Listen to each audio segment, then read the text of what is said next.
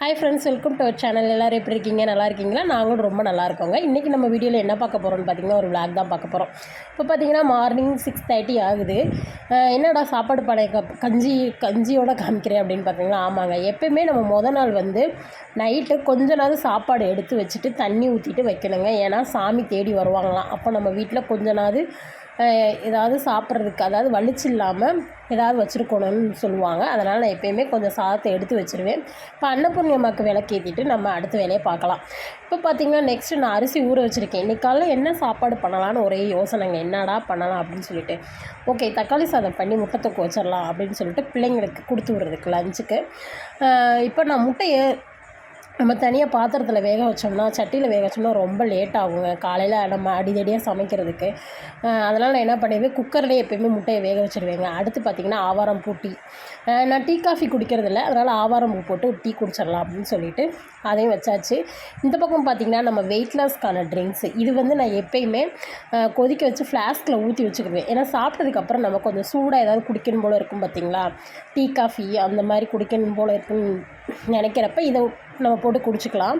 இதில் நான் என்னென்ன சேர்ப்பேன்னு பார்த்திங்கன்னா, ஒரு 1/4 ஸ்பூன் சோம்பு, 1/4 ஸ்பூன் வெந்தயம், ஓமம் 1/4 ஸ்பூன் சேர்ப்பேன், கருஞ்சீரகம் ஒரு 1/4 ஸ்பூன் எல்லாம் சேர்த்துட்டு நல்லா கொதிக்க வச்சு பட்டைத்தூள் கொஞ்சம் சேர்ப்பேங்க.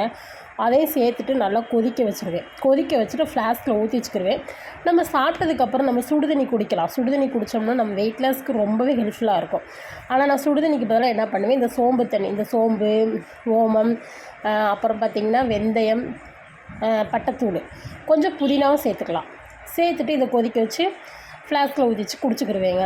நெக்ஸ்ட்டு பார்த்திங்கன்னா நெல்லிக்காய் ஜூஸு. காலையில் பாருங்கள் எத்தனை இது நம்ம பண்ண வேண்டியதாக இருக்குன்னு, சமையலோடு சேர்த்து இதையும் நம்ம சேர்ந்தே பண்ண வேண்டியதாக இருக்குது.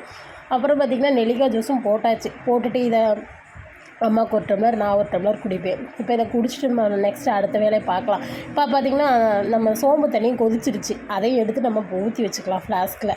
இப்படி ஊற்றி வச்சுக்கிட்டோம்னா நமக்கு சிரமம் இல்லை. அப்பப்போ நம்ம சூடு பண்ணி குடிக்கணுன்ற அவசியம் இல்லை பார்த்திங்களா.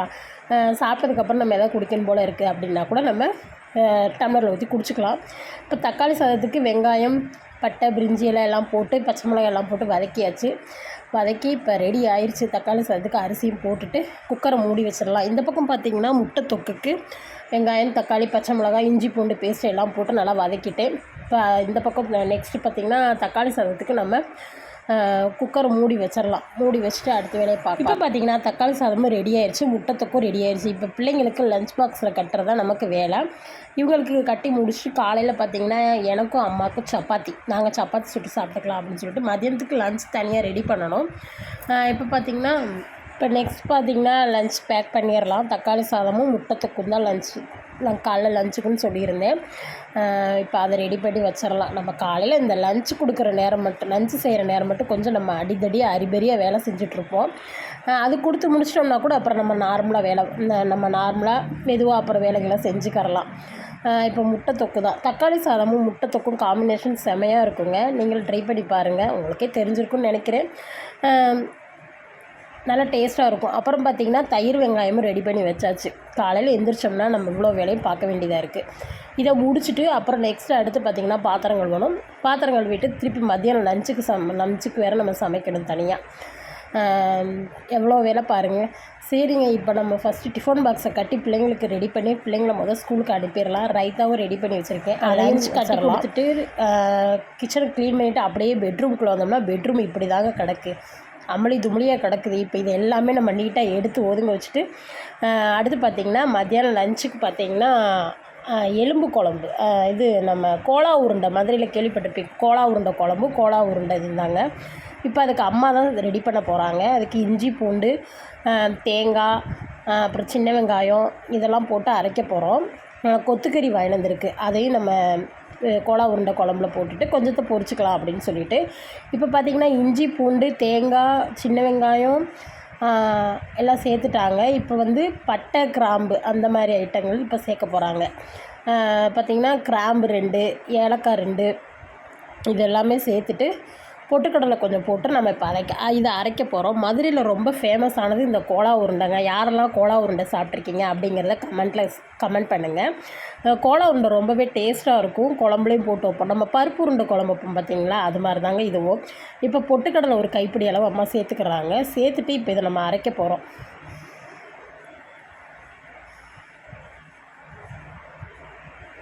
மதுரைனாலே ஃபேமஸ்ஸு கறி தோசை, கோலா உருண்டை இந்த மாதிரி தாங்க.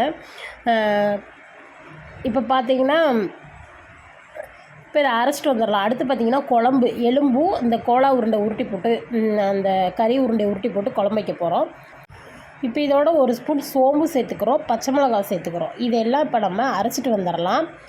அப்புறம் பார்த்திங்கன்னா கொத்துக்கறியை நல்லா கழுவி வச்சுருக்கோம், அதையும் சேர்த்து இதோட அரைக்க போகிறோம். ஃபஸ்ட்டு நம்ம பொட்டுக்கடலை, தேங்காய், இஞ்சி, பூண்டு, சின்ன வெங்காயம் எல்லாம் போட்டோம் பார்த்திங்கன்னா, அதை கொஞ்சம் நல்லா ஒரு கொரன்னு அரைச்சி வச்சுக்கிறலாம். அரைச்சிட்டு அதுக்கப்புறம் பார்த்திங்கன்னா அம்மா என்ன பண்ணுறாங்கன்னா கொத்துக்கறியை போடுறாங்க. கொத்துக்கறியை போட்டுட்டு அதையும் கொஞ்சம் ரொம்ப நைஸாக அரைச்சிடாதீங்க. நம்ம பருப்பு வடைக்கெலாம் அரைப்போம் பார்த்திங்களா, அந்த பக்குவத்துக்கு தான் நம்ம இப்போ அரைக்க போகிறோம். அரைச்சி எடுத்துடலாம். இப்போ கொஞ்சம் நம்ம தேவையான அளவு உப்பு சேர்த்துக்கலாம். சேர்த்துட்டு இப்போ நம்ம இதை அரைச்சிக்கலாம். அரைச்சிட்டு நம்ம நல்லா உருண்டையாக பிடிச்சி குழம்ப நல்லா கொதிக்க விட்டதுக்கப்புறம் தான் நம்ம இதை சேர்க்கணும்.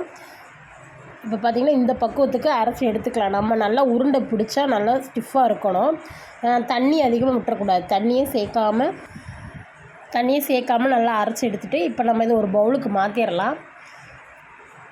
அடுத்து பார்த்திங்கன்னா நெக்ஸ்ட்டு எலும்பு குழம்புக்கு என்னென்னு பார்த்திங்கன்னா, ஃபஸ்ட்டே நம்ம எலும்பையும் தக்காளியும் கொஞ்சம் உப்பு போட்டு வேக விட்டுருந்தோம். இதில் பார்த்திங்கன்னா நல்லா முட்டை கத்திரிக்காய், மதுரை சைடெலாம் சொல்லுவாங்க முட்டை கத்திரிக்காய்னு சொல்லுவாங்க. அந்த கத்திரிக்காய் நல்லா 4-5 கீறி இப்போ அதையும் சேர்த்துக்கலாம். செம்ம டேஸ்ட்டாக இருக்குங்க. இந்த மாதிரி குழம்பு வச்சு பாருங்கள். அப்புறம் தேங்காய், இஞ்சி, பூண்டு, சோம்பு இதெல்லாம் அரைச்சி வச்சுருக்கோம் இல்லைங்களா, அதையும் ஊற்றி இப்போ நம்ம குழம்பு கூட்டி வைக்க போகிறோம். அப்புறம் குழம்பு மசாலா தூள் கொஞ்சம் சேர்த்துக்கிறலாம். இப்போ தேங்காய் சேர்த்துட்டோம். இப்போ குழம்பு மசாலா தூள் இருக்குது, நம்ம குழம்பு தூள் அரைச்சி வச்சுருப்போம் பார்த்தீங்களா, அதையும் சேர்த்து இப்போ குழம்பு கூட்டி வச்சு நம்ம மூடி வச்சிட வேண்டியதான். நம்ம குக்கரில் தான் வைக்கிறோம். இது நல்லா கொதிச்சதுக்கப்புறம் தான் நம்ம உருண்டையாக உருட்டி போட போகிறோம். இப்போ இதில் ஒரு 4-5 விசில் விட்டு ஒரு 3 விசில் விட்டதுக்கப்புறம் நம்ம இறக்கிடலாம். கண்டிப்பாக சாப்பிட்டு பாருங்கள், நீங்களும் செஞ்சு உங்களுக்கு ரொம்ப பிடிக்கும். இதெல்லாம் மதுரையில் ரொம்ப ஃபேமஸானதுங்க. இந்த கத்திரிக்காய் எலும்பு குழம்பு, அப்புறம் கோலா உருண்டை, அப்புறம் கறி தோசை, இந்த மாதிரி ஐட்டங்கள் நிறையா இருக்குது. மதுரைனாலே சாப்பாடு தாங்க, செம்மையாக இருக்கும் சாப்பாடெல்லாம். இப்போ பார்த்திங்கன்னா குழம்பு நல்லா கொதிச்சிருச்சு. இப்போ நம்ம அந்த கோலா உருண்டையை கறி உருண்டையை உருட்டி போட்டுடலாம். அது வந்து கறி உருண்டை நம்ம உருட்டி போட்டதுக்கப்புறம் கொஞ்சம் சிம்மில் வச்சுக்கோங்க அடுப்பை, ஏன்னா அப்புறம் உருண்டை உடஞ்சிரும். அதனால தான் சொல்கிறேன். இப்போ அடுத்து பார்த்திங்கன்னா அதையவே கொஞ்சம் வடையாக தட்டி இப்போ எண்ணெயில் பொரிக்க போகிறோம். இது பார்த்திங்கன்னா கறி குழம்புக்கு நம்ம உருண்டையை பிடிச்சி போட்டாச்சு. இப்போ தாளிப்பு தான். வெங்காயம், சோம்பு, கருவேப்பிலை எல்லாம் போட்டு தாளித்து இப்போ குழம்புல ஊற்றிடலாம். இப்போ கோலா உருண்டை குழம்பு ரெடி ஆயிடுச்சுங்க. கோலா உருண்டை எலும்பு குழம்பு ரெடி ஆயிடுச்சு. இப்போ அதே பார்த்திங்கன்னா அந்த பக்கம் ஒரு வடைச்சட்டியை வச்சு எண்ணெயை ஊற்றி நம்ம கறி உருண்டையை நல்லா தட்டி வடை மாதிரி பொரித்து எடுத்தோம்னா கோலா உருண்டை பொரியலும் ரெடி ஆயிருங்க. கண்டிப்பாக நீங்களும் ட்ரை பண்ணுங்கள். ட்ரை பண்ணிவிட்டு எப்படி இருக்குங்கிறத கமெண்ட் பாக்ஸில் கமெண்ட் பண்ணுங்கள். இந்த வீடியோ உங்களுக்கு பிடிச்சிச்சின்னா மறக்காமல் சப்ஸ்கிரைப் பண்ணிக்கோங்க. கண்டிப்பாக நான் அடுத்தடுத்து நிறைய விளாக்ஸ் போடலான்னு இருக்கேங்க. அதுக்கு உங்களோட சப்போர்ட் அதிகமாகவே எனக்கு தேவைப்படுது. இந்த வீடியோ உங்களுக்கு பிடிக்கும் நான் நம்புகிறேன். அடுத்து இன்னொரு வீடியோவில் நான் உங்களை சந்திக்கிறேன். கண்டிப்பாக இந்த கோலா உருண்டையை ட்ரை பண்ணி பாருங்கள். எல்லாருக்குமே செய்ய தெரியும். இருந்தாலும் நான் என்னோடய மெத்தடில் நாங்கள் எப்படி பண்ணுறோம் அப்படிங்கிற மெத்தட் தான் உங்கள் கூட நான் ஷேர். இது பொரிக்கிறதாங்க ரொம்ப கவனமாக பொரிக்கணும். நம்ம தீயை கம்மியாக வச்சு பொரிக்கணும். தீ அதிகமாக வச்சு பொரிச்சிட்டோம்னா பூரா உதிர்ந்துடும். அதனால் தீயை கம்மியாக வச்சு நல்லா பொன்னிறமாக நம்ம பொரித்து இப்போ எடுத்துக்க போகிறோம். இதை நீங்கள் உருண்டையாக நாங்கள் தட்டி போட்டிருக்கோம். நீங்கள் வடை மாதிரி கூட நம்ம தட்டையாக கூட தட்டி போட்டுக்கலாம். கண்டிப்பாக ட்ரை பண்ணிப்பார்.